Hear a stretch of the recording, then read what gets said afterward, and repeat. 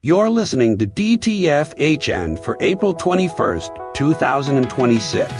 I'm your soldered-in-place host, Jack Haxman. We are your daily tech feed for Hacker News, a website where everyone knows a better way you should have done it. Today's got the energy of a well-engineered thing in an undeserving world.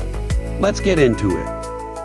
Apple just announced the most significant leadership transition since 2011. Tim Cook steps up to executive chairman and John Ternus, the person who has run hardware engineering, becomes CEO effective September 1st. Let's pull this thread because the choice of Ternus tells you something fundamental about where Apple thinks value lives. Every CEO shapes a company in the image of their core competency. When the board picked Cook in 2011, they were picking operations, supply chain, the person who could take Steve Jobs' vision and manufacture it at a scale nobody thought possible. And Cook delivered. Arguably the greatest operational execution in corporate history. He turned Apple into a $2.5 trillion machine by mastering logistics, supplier relationships, and the global manufacturing pipeline. Now they're picking the hardware engineer. And that's a statement about what problem Apple thinks it needs to solve next. There's a historical parallel worth naming. In 1997, when Gil Amelio was replaced by Jobs, Apple was facing a software crisis. The OS was falling apart. Jobs brought the software vision, and that defined the next era. In 2011, Cook brought operational discipline for the scaling era. Now in 2026, with Apple Vision Pro still finding its footing and the AI hardware race accelerating, the board looked at the landscape and decided the next constraint is silicon thresholds and systems architecture. The person who shepherded Apple Silicon from concept to the M-series chips, that genuinely changed what a personal computer can do. That's who you want making the calls. The Hacker News comments are worth noting here because they reflect something real. There's a near-universal sentiment that Apple's hardware has been extraordinary while its software has been degrading. People are hoping a hardware-minded CEO might actually hold software to the same standard of craft. Whether that happens depends on organizational culture, not just who sits in the chair. But the aspiration is telling. From this show's perspective, the interesting question remains architectural. Apple builds magnificent closed systems. The M-series chips are genuine engineering marvels, and they're locked behind proprietary everything. The walled garden got higher and more beautiful simultaneously under Cook. Ternus inherits that tension. The best chip design team on the planet, building for an ecosystem that treats openness as a threat. What would it look like if that engineering talent were building for an open platform? That's the road not taken. And it's worth imagining every time Apple reminds us just how good their engineers actually are. The craft deserves admiration. The architecture deserves scrutiny. Both things are true. We talked about open roads earlier. Well, here's one reopening. Anthropic just reversed course on Claude CLI restrictions. Buried in the OpenClaw documentation, there's a line worth reading twice. Quote, Anthropic staff told us Claude CLI usage is allowed again. Not a blog post, not a policy update, not even a tweet. A third-party project relaying what staff told them in private. That word, again, does a lot of heavy lifting. It means there was a period where it wasn't allowed, which means someone at Anthropic decided that people piping Claude through an open-source orchestration layer was a problem. And then, roughly 3 days after announcing extra usage requirements, someone else at Anthropic decided it wasn't. The community noticed. The Hacker News comments are predictably bewildered. One commenter puts it cleanly. OpenClaw says Anthropic says it's okay. Well, that's crystal clear then. Pull this thread and you find something worth examining. OpenClaw itself is a genuinely well-engineered piece of infrastructure. The caching architecture alone is elegant. Per-agent cache retention overrides, configurable durations from 5 minutes to an hour, smart defaults that seed short-lived caches for API key auth, while letting you disable caching entirely on bursty agents to avoid write costs. That's the kind of design that comes from people who actually run these systems in production. The config merge order is clean. The fast mode toggle maps to Anthropic service tier system transparently. Good engineering, craft that deserves to be used, and that's exactly where the tension lives. OpenClaw is open. The orchestration layer, the config system, the agent routing. All of it inspectable, forkable, yours, but the model underneath is not. The moment Anthropic changes a policy, flips a switch, or has contradictory staff members posting corrections to each other's tweets, every downstream builder absorbs that uncertainty. The architecture of dependency is the architecture of permission. This is worth watching not because the policy matters. They'll sort it out, but because it's a live demonstration of what happens when open tooling depends on closed infrastructure. The OpenClaw team built something genuinely useful. They did the work, and their users still had to wait for a private conversation with Anthropic staff to know whether their setup was allowed. The tools are open, the models are not. That gap is where the interesting engineering problems live right now. And every team building on closed model APIs should be asking the same question. What happens when the provider changes their mind on a Thursday? One way to own your infrastructure all the way down, but build the database itself. And someone just did with CRDTs. Let me make the strongest case against this project first. Graph databases have been promising revolution for 15 years and delivering niche tooling. Neo4j exists. Amazon Neptune exists. If you need a graph database, you have options backed by companies with hundreds of engineers and battle-tested at scale. A single developer TypeScript package in alpha, running in the browser, synced through a CRDT. That sounds like a conference demo, not infrastructure. The enterprise answer writes itself. Use a real database. Now, let me dismantle that. What are the actual requirements for a graph database? Strip away the marketing. You need vertices. You need edges. You need traversals. You need indexes. You need schema validation. And you need all of this to be fast enough for your dataset. What are the actual constraints of existing solutions? You need a server. You need a network connection. You need an operations team, or at least a managed service bill. You need to serialize your types twice. Once in your application language, once in your query language, and you lose type safety at every boundary crossing. CodeMix/graph eliminates the server. It eliminates the query language. It eliminates the type boundary. Your schema is defined in TypeScript with Zod or Valibot or archetype. Your queries are gremlin-style traversals, where every label, every property key, every hop is checked by the compiler. You get a red squiggle before you get a runtime error. That alone would be a solid library. The part that changes the architecture is the storage layer.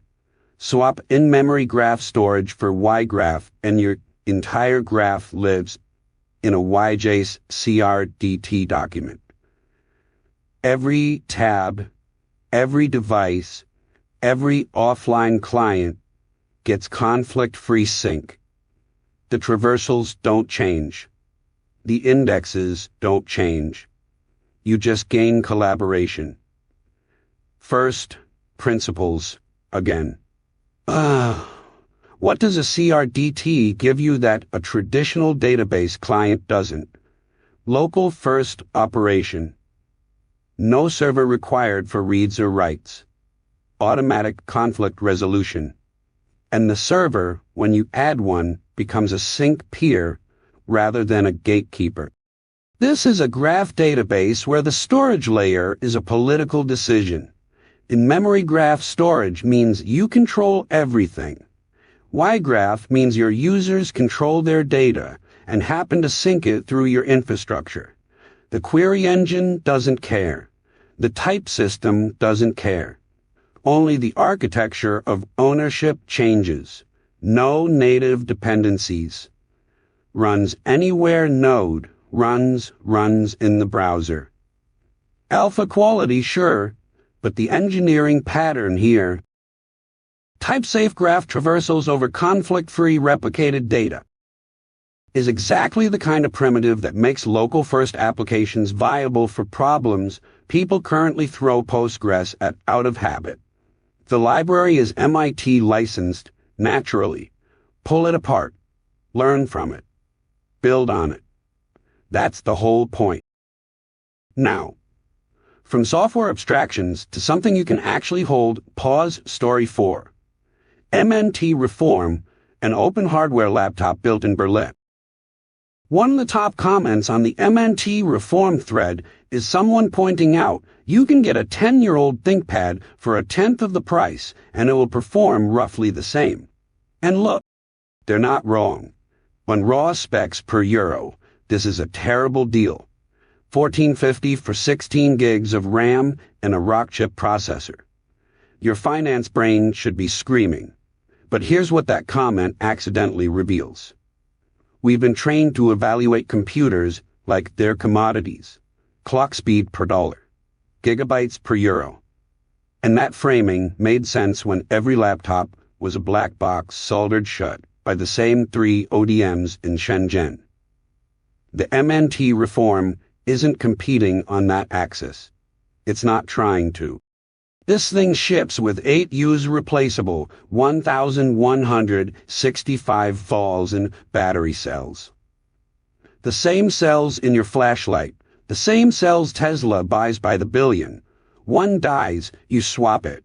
You don't ship the whole machine back to a depot where someone with a heat gun and a prayer separates a glued-in pouch cell from your motherboard, the thickness that one commenter noticed.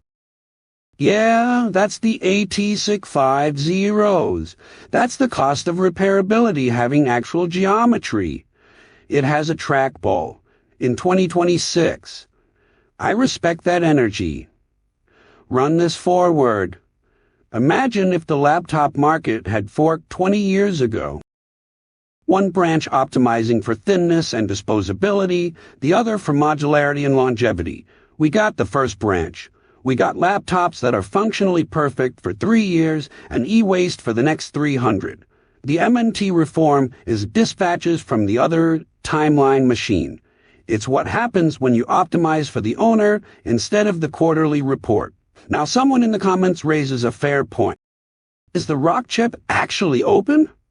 It's not. The silicon itself is proprietary. MNT is honest about this. They're open at every layer they can control. Schematics published, mechanical files available, firmware hackable, and transparent about where the openness stops. That's integrity, not hypocrisy. You work with the silicon that exists while pushing for the silicon that should exist. Another commenter mentions wanting to buy one just to support the project. Built in Berlin. Schematics on the internet. Repairable by design. A small team decided laptops should be tools you understand, not appliances you rent from a logo. The 1,400 euros isn't the price of a computer. It's the price of proving the other timeline is possible. Another inventor who refused to accept the tools as given, Louis Zocchi, creator of the 100-sided die, has passed away.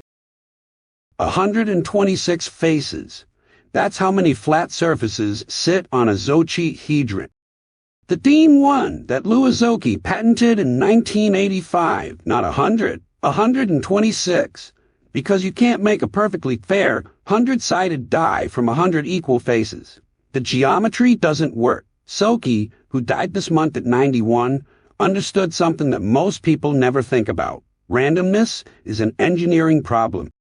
Consider what a die actually is. It's a random number generator carved from physical matter. Every face has to have exactly the same probability of landing up. That means every face needs the same surface area, the same distance from the center of mass, the same aerodynamic profile during tumble. A cube does this trivially. 6 identical squares, a D20, an icosahedron, 20 equilateral triangles. Elegant solved centuries ago. But as you climb the face count, the geometry gets merciless. Zocchi spent years on this. He sourced his own materials, machined his own molds, and this is the part that matters. He cared about whether the dice were actually fair.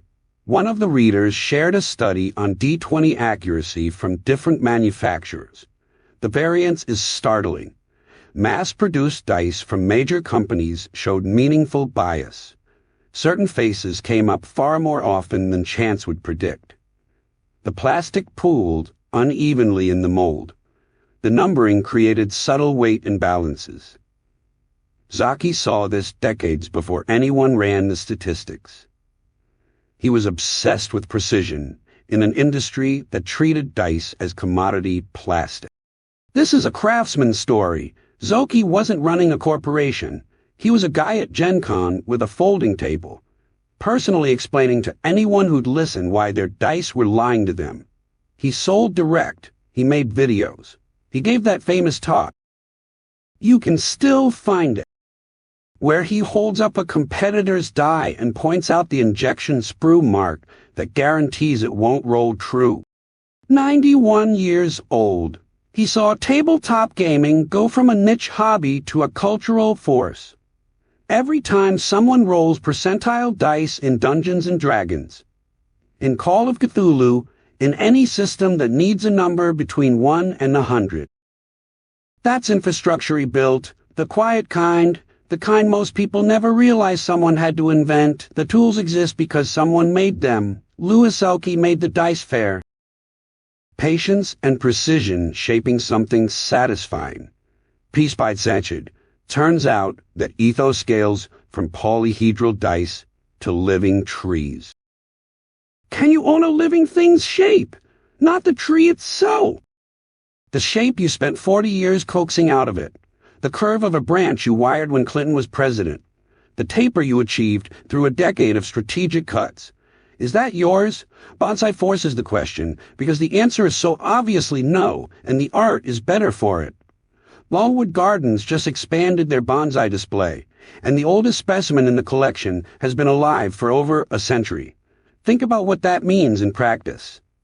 Multiple artists across multiple generations, each inheriting someone else's work, each making decisions that won't fully resolve for another 20 years. There's no intellectual property framework here. No licensing agreement between the dead and the living, just a tree, a set of techniques refined over 1,000 years, and the understanding that you're a temporary steward of something that will outlast you. Let me make the case against this. You could argue bonsai is the ultimate control fantasy. You're taking a tree that wants to be 60 feet tall and forcing it into a pot on your shelf. You're wiring its branches into positions nature never intended.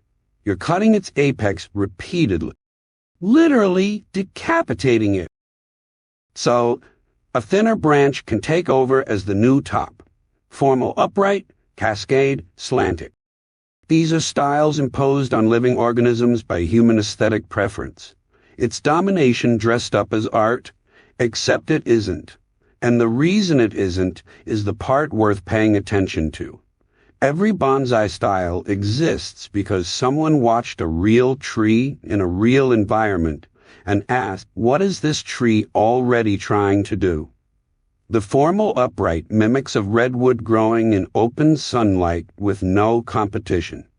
The cascade mimics a tree clinging to a cliff face, pulled by gravity. The artist's job isn't to impose a vision. It's to read the organism's tendencies and then collaborate with them.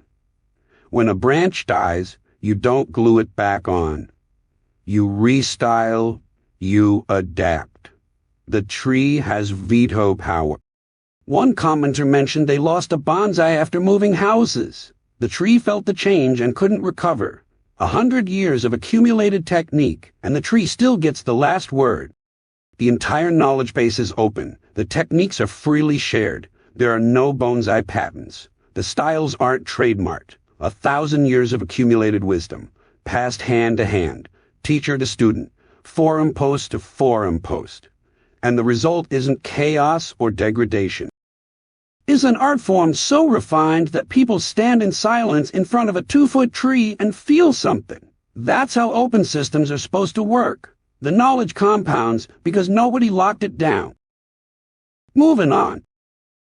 I can't access that URL directly, but I have enough from the title and comments to piece together the incident. Let me write the script. I've built deployment pipelines where a single leaked environment variable could cascade into a full platform compromise, database credentials, PE keys, signing secrets, all sitting in dashboards behind a password and a prayer. Every time I set one, there's this moment where you think, surely this is encrypted. Surely nobody can just read this back. And then you check. And sometimes the answer is not what you want it to be. This story is a masterclass in attack chain architecture. A context.ai employee downloads a Roblox cheat, not a 0-day, not a state-sponsored implant, a game cheat. The kind your kid might grab from a Discord server. That cheat is an info sealer. It grabs session cookies, stored credentials, browser data, standard playbook, nothing exotic. But the employees logged into their work systems, and now the attacker has the keys to the castle. Follow the chain. Compromised machine to stolen session to Vercel dashboard to environment variables. And here's the engineering detail that matters. Vercel encrypts environment variables at rest. That's real. But there's a checkbox labeled sensitive that most developers never touch, and what it actually does is prevent the value from being retrieved through the dashboard after it's set. Write only. If you didn't check that box, anyone with dashboard access can read your database credentials, your API keys, your signing secrets in plain text through the UI. Run this forward. How many teams deploying on Vercel right now have that box checked? How many even know it exists? The default behavior, readable in VAOS, means that a single compromised session token can exfiltrate every secret in a project. The encryption at rest is protecting against Vercel's own infrastructure being breached. It does nothing against a compromised user session. The engineering lesson is about defaults. A system where the secure option is opt-in and the insecure option is the default will always produce insecure deployments at scale. This isn't a Vercel-specific critique. It's a pattern across the entire platform as a service industry. The secure path should be the easy path. Write-only secrets should be the default, not a hidden checkbox. One commenter pointed out their kid got hit by a similar Roblox info stealer. Grabbed Game Pass cookies, bought 4 Minecraft licenses. That's the consumer version. The enterprise version takes down a platform. Same malware, different blast radius. The attack surface isn't the sophistication of the exploit. It's the distance between a game cheat and production credentials on the same machine. Turns out humans aren't the only ones whose behavior changes based on what's in the water. Let's talk about some very adventurous salmon. In Zocchi, Cuyahoga River caught fire, not for the first time. It had been burning periodically since 1868. But this time, people paid attention. The river was so saturated with industrial waste that it was quite literally flammable. That image, a river on fire, became the catalyst for the Clean Water Act 3 years later. The principle was simple. What we put into waterways comes back to us in ways we didn't predict. 57 years later, the prediction engine has gotten weirder.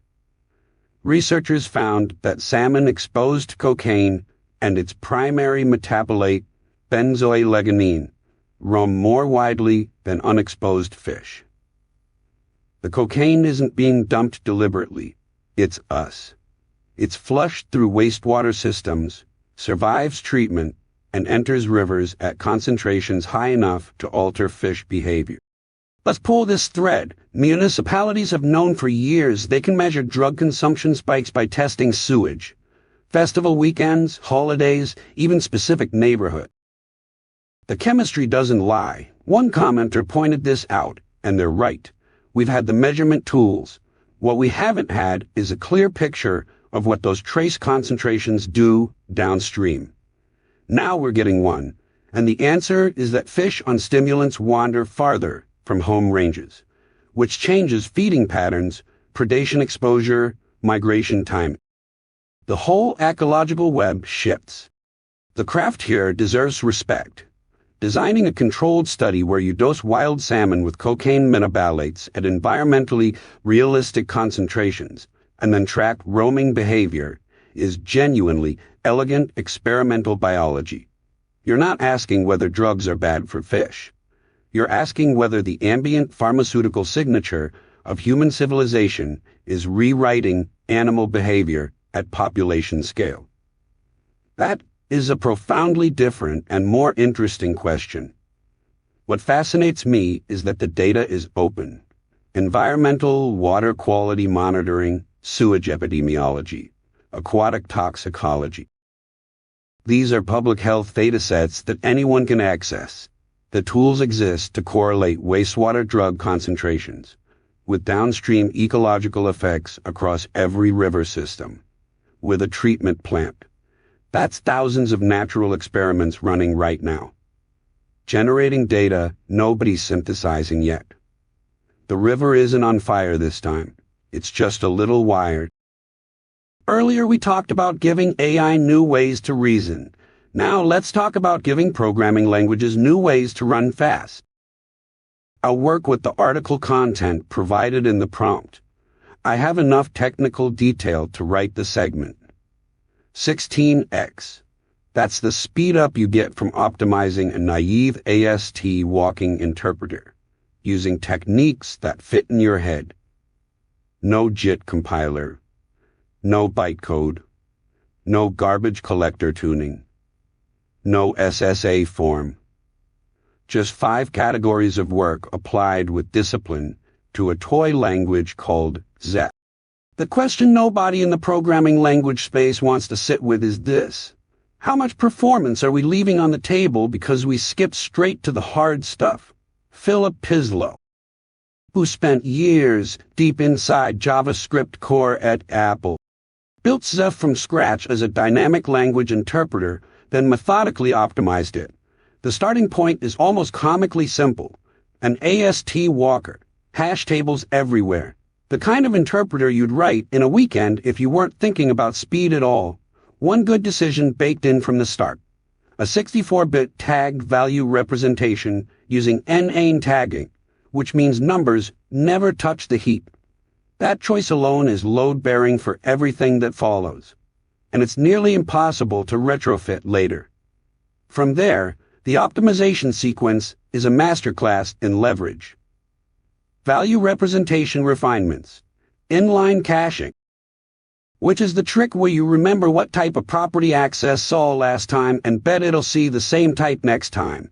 A hidden class object model, which is how V8 and JavaScript core turned JavaScript from a dictionary lookup language into something that compiles like a struct. Watch points, which let you invalidate cached assumptions cheaply when the world changes, and then just grinding through common sense improvements that compound. The result lands in the neighborhood of Lua 5.4, QuickJS, and CPython. Production interpreters with decades of engineering behind them, and he did it with code that's 99.7% HTML on GitHub, because the interpreter itself is that small. This is what builder culture looks like. One person, a clear problem, public code, public write-up. The entire knowledge transfer happens in a single web page. No conference talk. No paywalled paper. Just the thing itself. Available to anyone who wants to learn how interpreters actually get fast before you reach for the heavy machinery. The tools exist. The knowledge is available. Go build something. Moving on.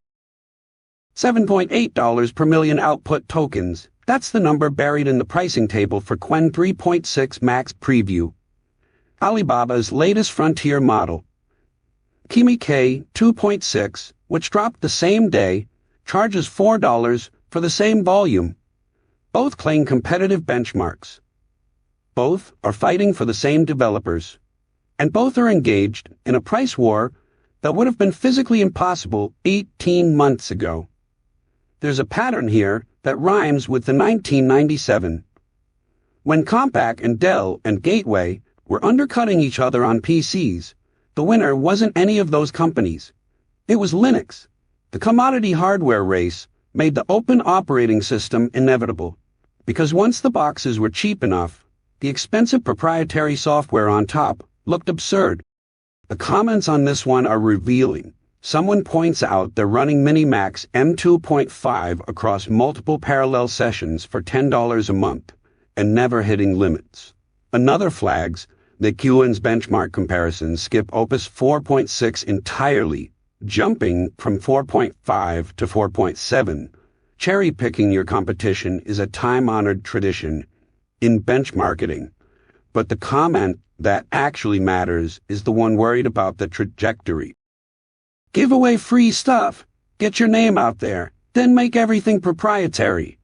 That's the real question with Qwen. Their open-weight releases have been genuinely useful.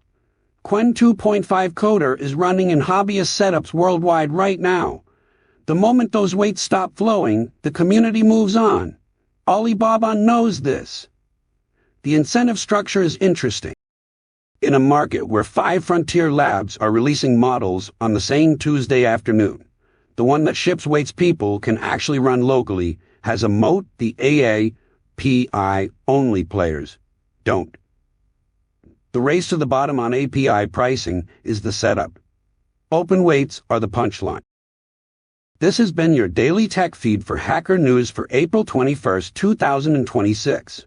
This podcast is entirely AI generated.